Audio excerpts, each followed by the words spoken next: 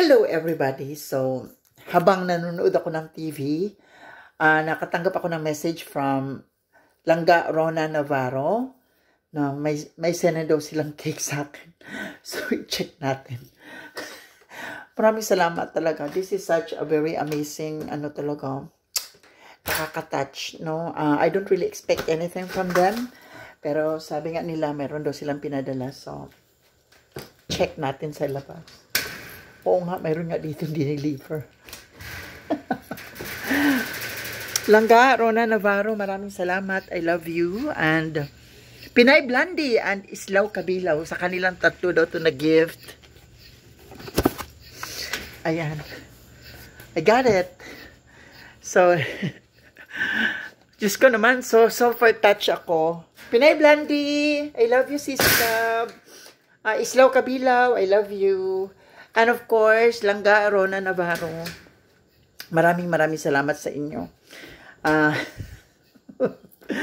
I'm just so touched, no? Kasi yung mga taong na-meet mo lang dito sa social media, even na hindi pa kayo nagkita-kita in person, will talagang magbibigay ng effort to give you something. And this is really very amazing. Maraming salamat. Check ko lang siya. Thank you from the bottom of my heart. Maraming salamat talaga. I feel so touched with all of you. Diba? Dito lang tayo nag-meet sa social media. And, ay! Oh my, ay! Oh my God, it's so delicious. Super yummy. Yummy. Ang sarap. Oh my God, it's so cute.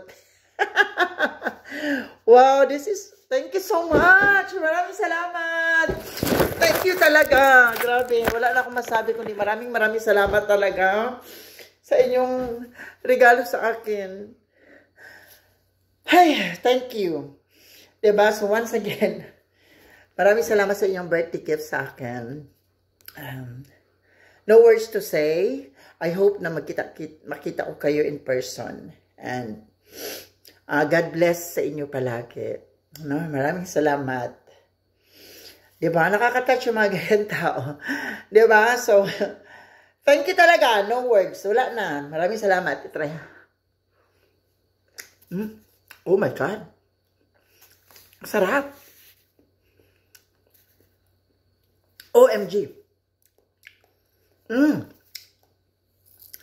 Ang sarap-sarap niya. I love it.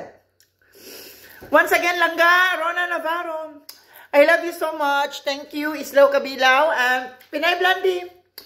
See you soon. Love you.